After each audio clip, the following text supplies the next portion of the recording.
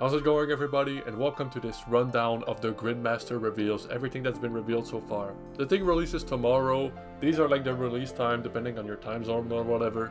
It's gonna release super early from my time zone. And I believe the timer begins probably means this is the time at which RuneScape will like reveal every relic, right? So far we have like a sneak peek, we have a few tiles. This is a bingo event, right? You get the idea if you've never played a bingo event before. You played bingo, bro.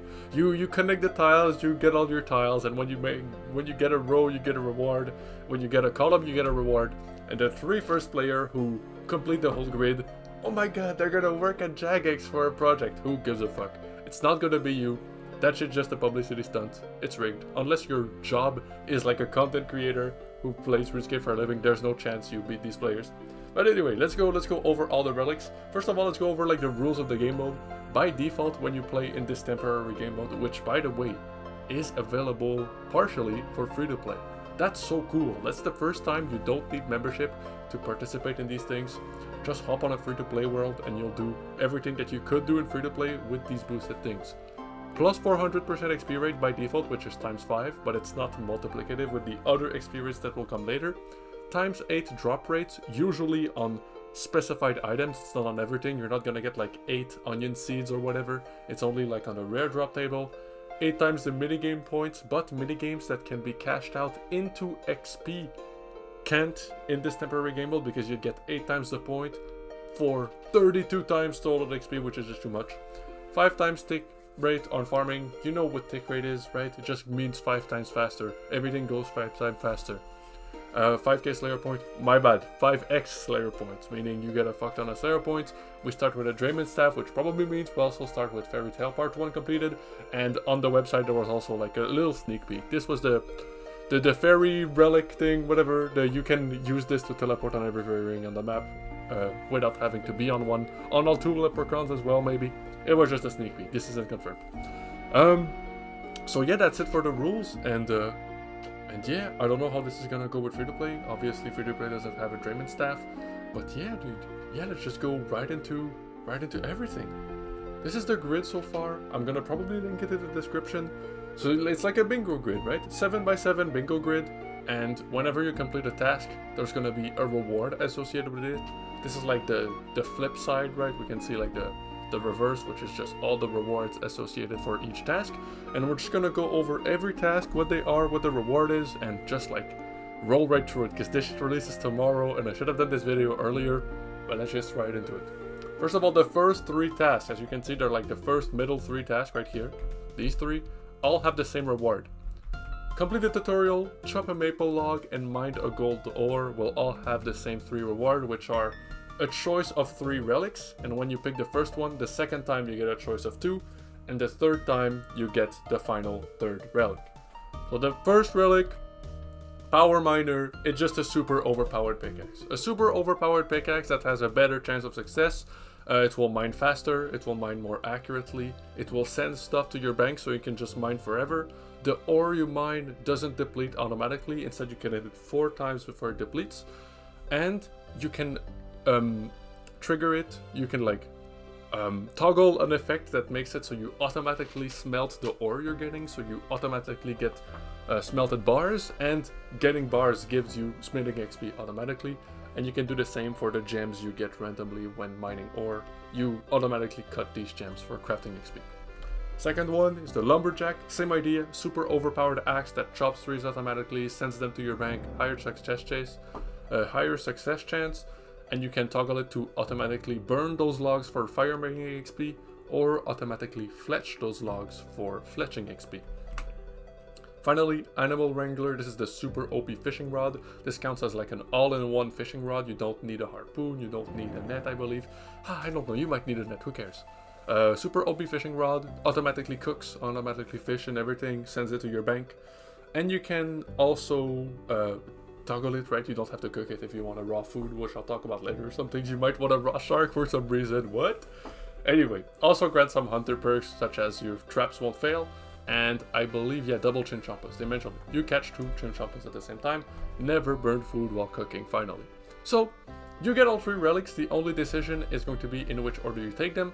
Obviously, to get the chopped maple logs, you'd likely want a powerful axe, and to get the mine gold ore, you'd likely want a powerful pickaxe. And so starting with Animal Wrangler is probably a mistake, considering you get all three very early. But if you start with an axe, chop a bunch of tree real fast, get to Maple, grab a pickaxe, mine a bunch of ore, get to gold, and then take Animal Wrangler, that's probably more optimal.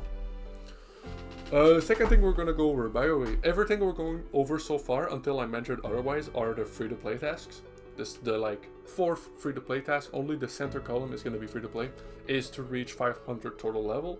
On free-to-play it's more difficult than on members, right? But 500 total level is gonna award you with an XP lamp that awards 25k XP, which is then multiplied by your current XP multiplier. So by default this is 100k, which is enough to get like any skill to level 1 to 40, right? So you can like never use your ranging, never use a bow, and then cash out once you reach 500 total and get a big boost to your ranging. You get a big boost to whatever.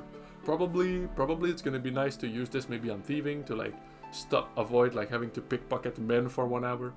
But I don't know, did you figure out what you want to put it on? Other task, 5th task for free to play, kill an ogress. And the reason I put it like this is because this is like kind of complicated. This is one of a recurring theme for like these kind of I don't know, dude, skills task, you could say. This is the task that links 3 combat skills.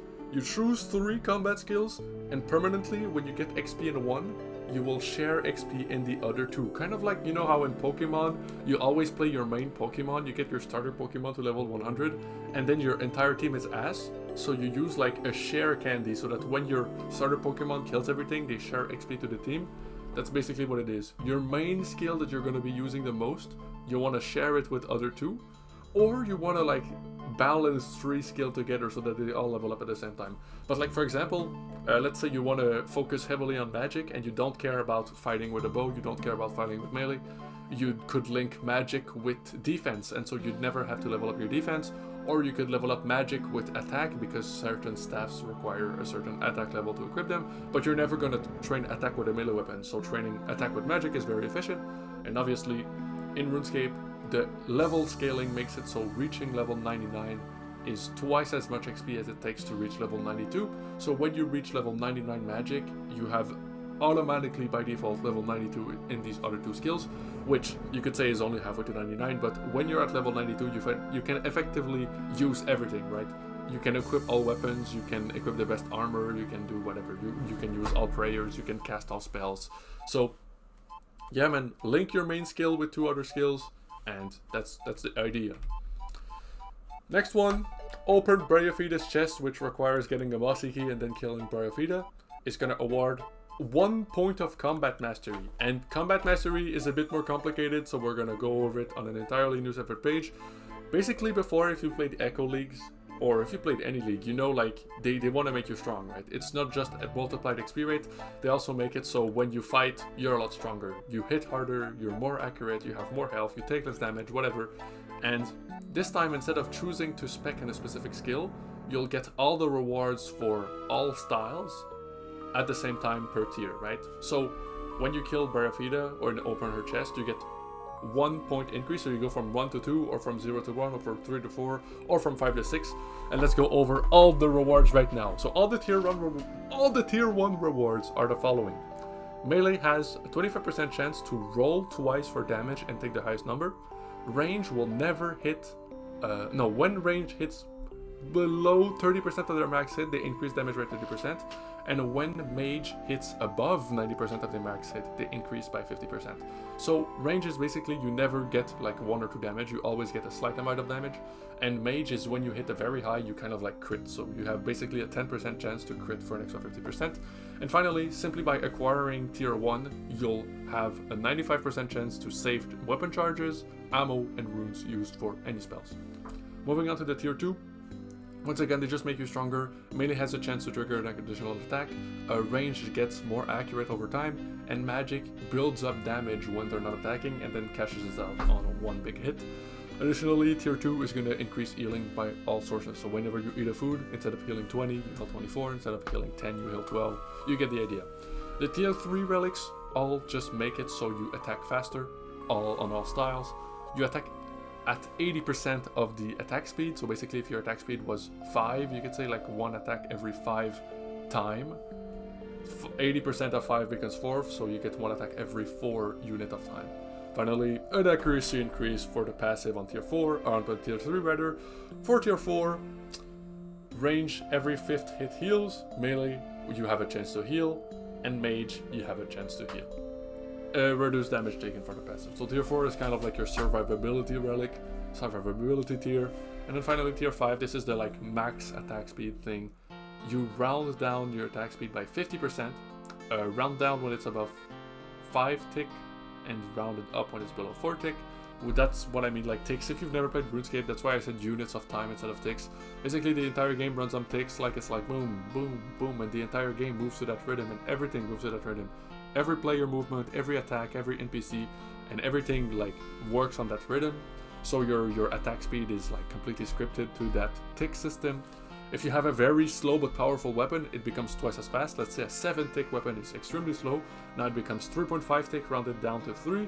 And if you have like a 2 tick weapon, which is boom, boom, boom, well it becomes boom, boom, boom, boom, boom, because it becomes a 1 tick weapon. Kind of crazy. Finally, the passive for tier 5. Prayer gain increased by 25%, so another big one. And then the tier 6 is kind of like quality of life, right? You want to aim for that tier 5 because doubling your attack speed at the minimum and increasing it even further if you're using a slow weapon that has an odd number of tick. That's extremely powerful. The tier 6 is kind of irrelevant, but it's still very good. We're gonna talk about all 3, and one of them is like, one of them is just retarded.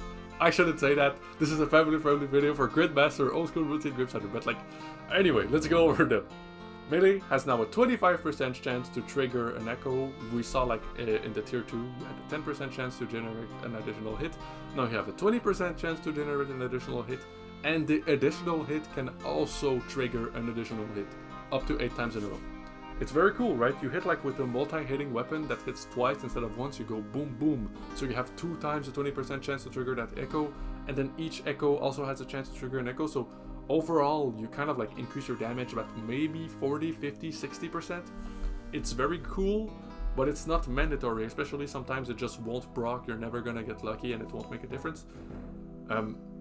Range is just never miss. What? Never miss. That's it.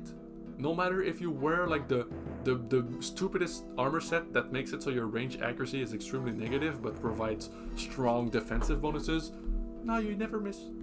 So the problem with this relic for me, and why I said it's the R word, it's just it nullifies the whole point of going for good gear. Like, what's the point of doing anything if no matter what I do, someone who kills Bryophyta and gets her key and does all the other tasks is going to be just as strong as me. No matter how strong my armor is, the accuracy gain I get from it doesn't matter. So it's kind of stupid. Finally, Mage, on a successful hit, if your target has less hit points than your max hit, you max hit. Which is basically, you're gonna max hit permanently.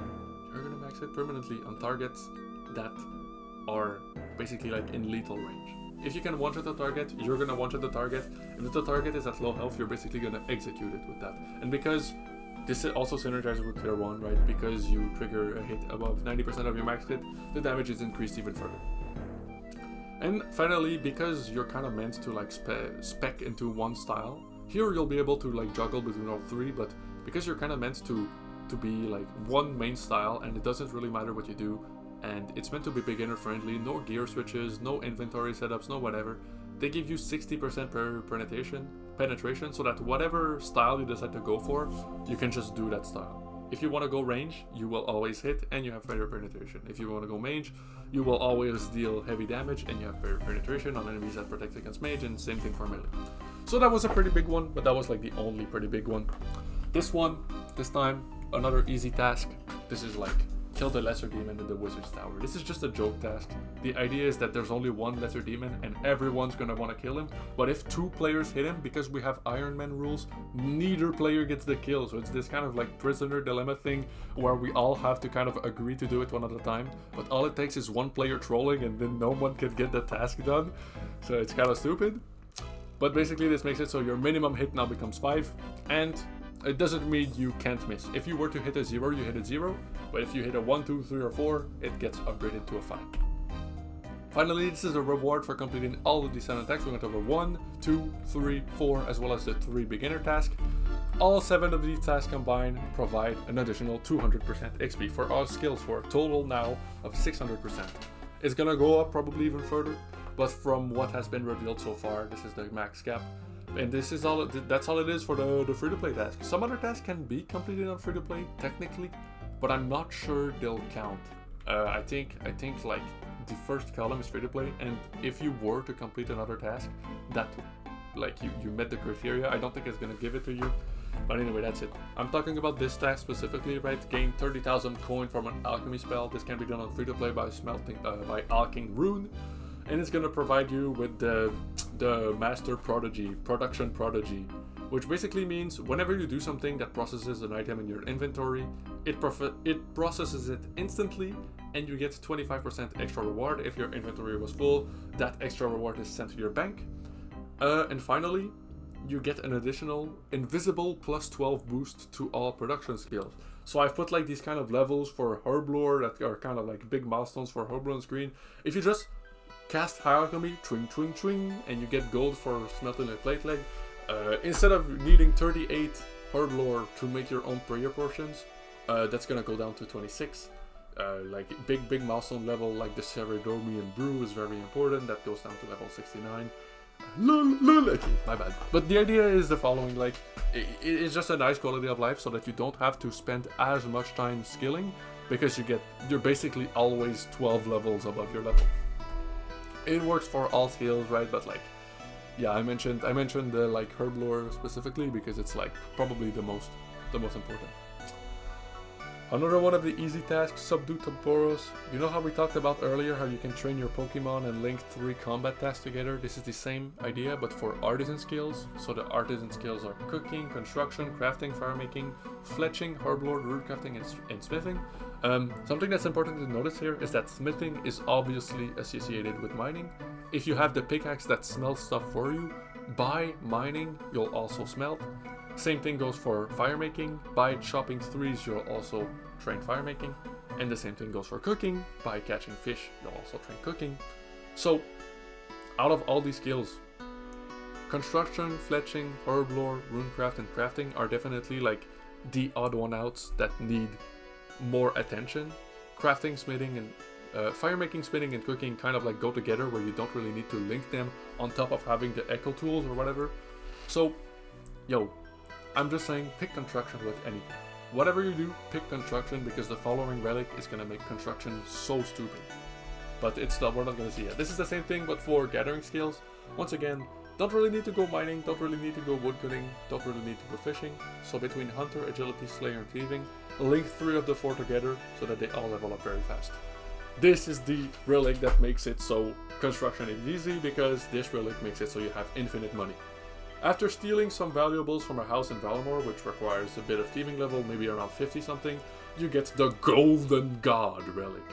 It makes it so you buff your high alchemy spell as well as your low alchemy spell, but it doesn't matter because neither spell has a rune or level requirement, so it's not even like before you reach a level to cast high alchemy, you'll cast low alchemy. You'll always cast alchemy for free at level 1. When you high alch something, it gives 50% more gold, and you have a 2 out of 3 chance to not consume the item. So you can buy something from a shop at like a heavy price. Normally, when you buy something from a shop, it's 50% more expensive than how much profit you would make high alching it. So you buy something for 50k, instead of high alching it for 30k, you high alch it for 30k plus 50%, which becomes 35k or something, and you have a 2 out of 3 chance to not consume it. So on average, you high alch it 3 times to make 345% of the item's original value as money. So you buy something from a shop, high allocate a bunch, buy some more, high alch, and you keep buying more expensive items and high allocate them for infinite money. And you get infinite money. And because you get infinite money, you can buy infinite planks, you can buy infinite marble slabs, you can buy infinite supplies for construction, which is a skill like heavily dependent on your money and in your wood cutting if you don't buy your own stuff. So infinite money means infinite construction XP. So if you were to pick a skill here, pick construction. Pick construction because that infinite construction XP is going to translate into infinite anything else XP you don't want to do. Finally, you get a boost to prayer because you're not just up, it's our moment. You're also a god, right? You get the following boost to prayer. You can sacrifice 20,000 coins to get the equivalent of burying a dragon bone. That's it. And because you have infinite money, you can do this forever. And if you do this at the wilderness altar, you get the wilderness altar bonuses. And so, infinite money, infinite prayer, infinite construction, infinite of the other two skills you either associate with construction, you can also associate with prayer. You can do whatever you want. This is crazy. Just rush this relic. Use that XP lamp on thieving. Go thieve one valuable and then high out. And then reach 99 magic and then win. Speaking of reaching 99 magic and 99 construction and 99 everything, reaching 99 and depositing that skill cape into your player own house, which requires like 60 construction if you don't want to do the construction route, rewards you with 25% thorns, basically. You reflect 25% of the damage you take forever, and this stacks with other recoil effects such as Vengeance, such as Ring of Recoil, such as whatever. Yep, that's it. And then this is kind of crazy. You know how we talked about earlier how we have like healing buffs, 20% healing buffs? There's another reward that's gonna come later that's a 2x healing buff. This task is just cook a shark, and then you get a shark forever. You get a shark that you can eat, and it's gonna stay in your inventory. You could take 1 million damage and just keep eating sharks forever.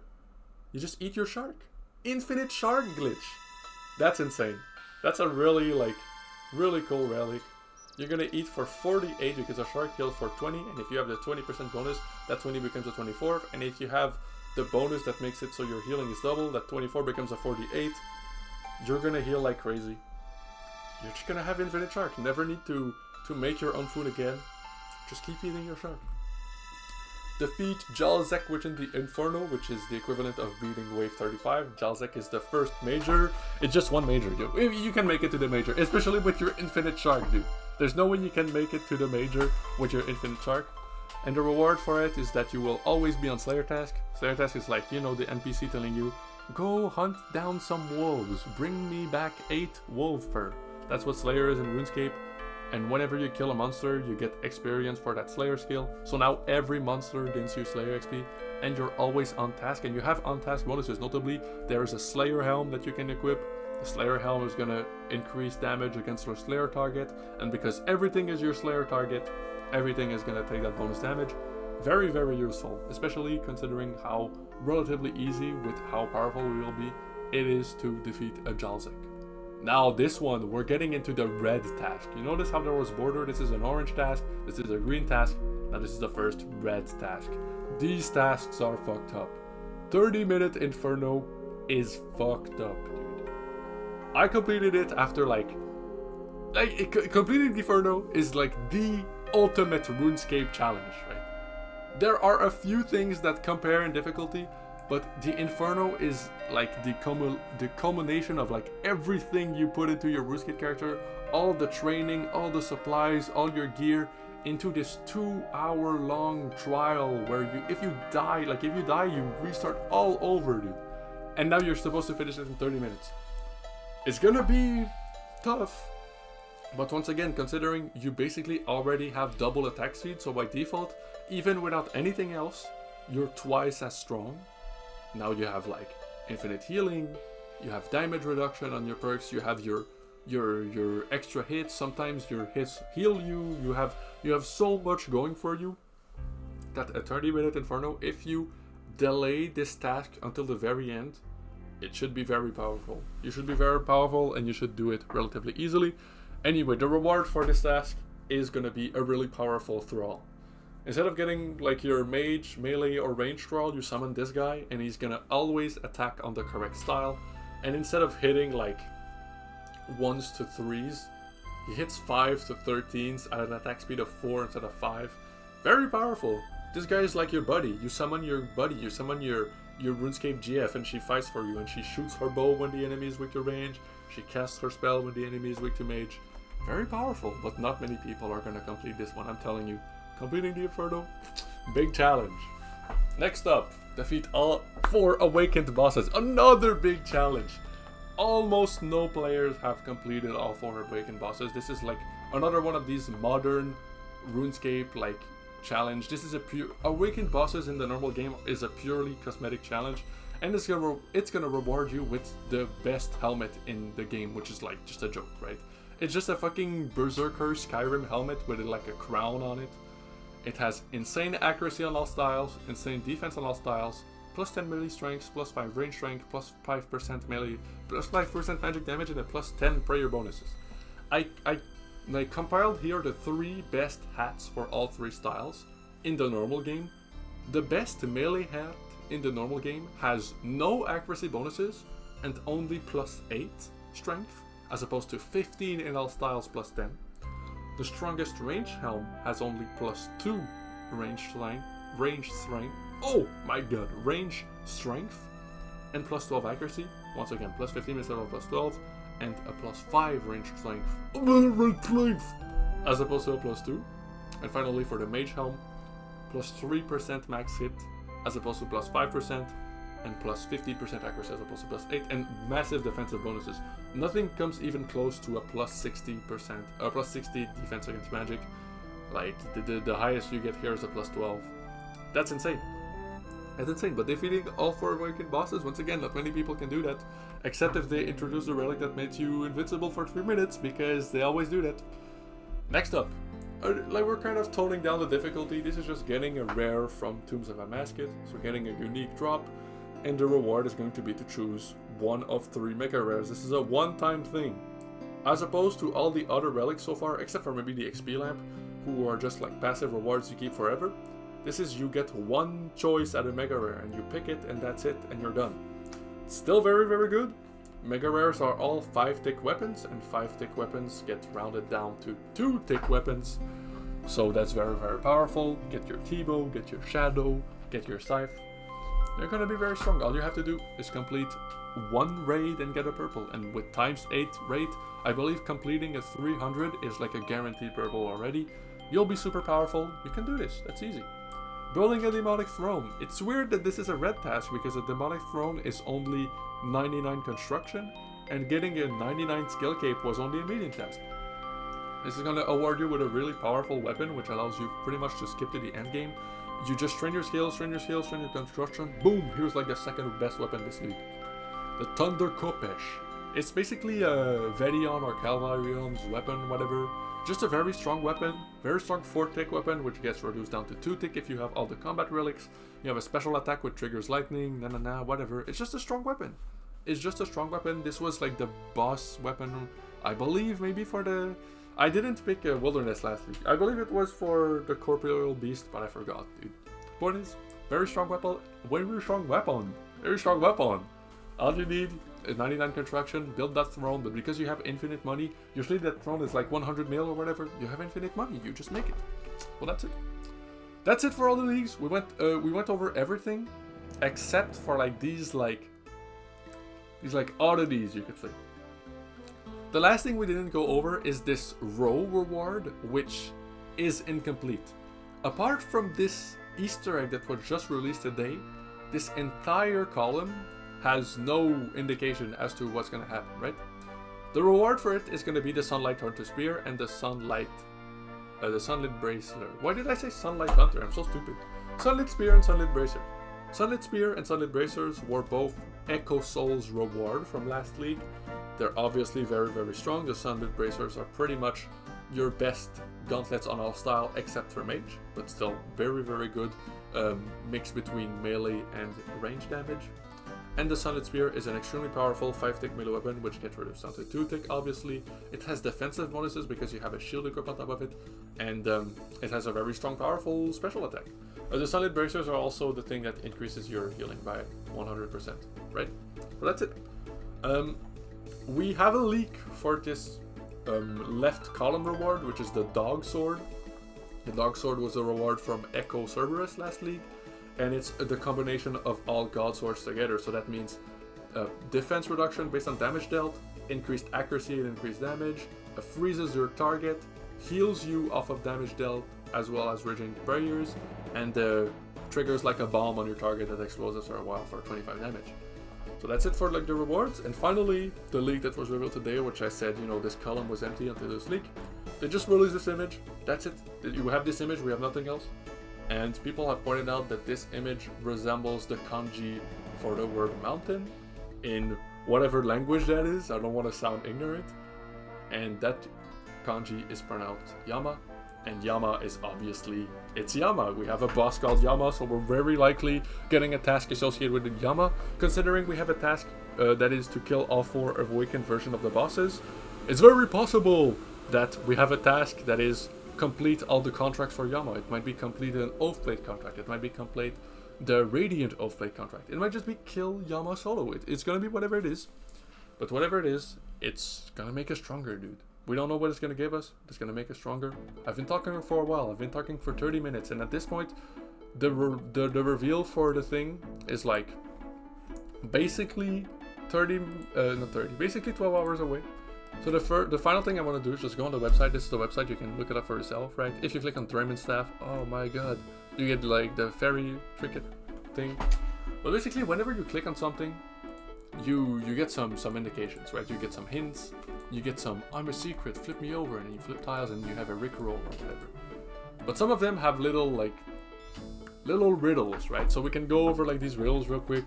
I was one of the first you saw, overlooked and forgotten. So this is like probably an NPC everyone ignores because everyone who gets off Tutorial Island doesn't give a shit. It might be an NPC that we have to go back and talk to. It might just be like, bring some tea to Jacob, right? Like, who gives a fuck? This one, not potion nor spell. Still the hand that sips finds peace. Warmth cloaks mortal will. I don't know, the hand that sips, maybe you drink like the tears of Gothics? Like, who gives a fuck, dude? We don't know nothing about this, but we'll likely know tomorrow.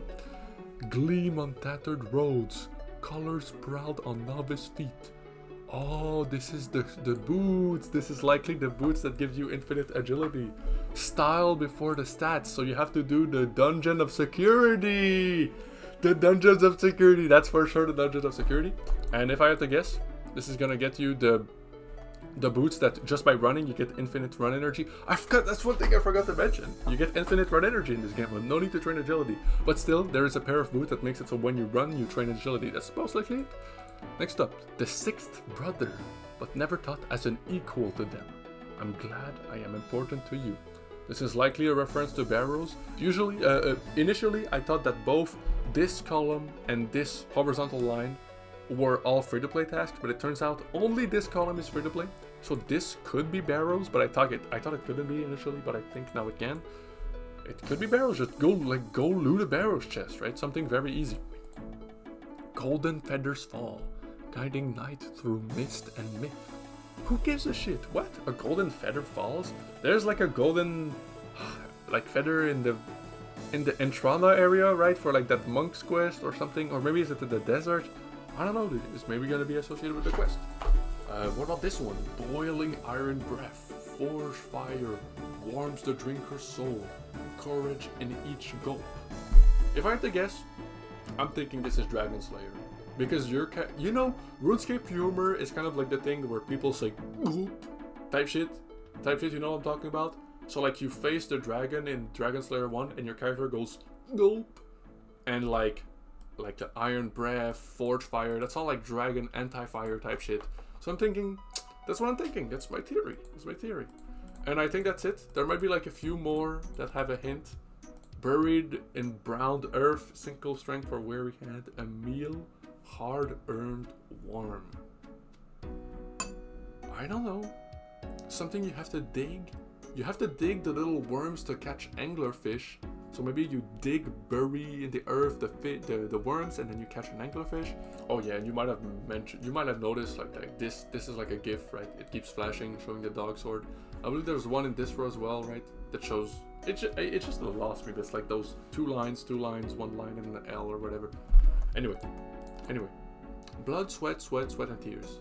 Maybe Tears of Gothics, maybe the Vampire quest line, maybe the sweat because you're in the desert and you're sweating. Yo, whatever these are, they're very cryptic. They're very cryptic, and we'll see what they are tomorrow, dude. No one gives a shit. No one gives a shit anymore, because we know in 12 hours. So yeah, that's it. Thanks for watching. Hopefully you have fun. This wasn't really a guide, more like a rundown. If you never played RuneScape before, because you know me from fighting games or whatever, yo, do the free-to-play stuff. It's like, yo, you're so chill. Everyone's super chill. Everyone's playing. Everyone's having fun, and we get so boosted XP rates. There's no longer that thing where everyone is like, you know, oh, now that I'm finally 90 level combat, I can finally play the game. Now, bro, you just play and you beat everything and you become super powerful, and it's very nice. So yeah, thanks for watching, guys, and I'll see you tomorrow.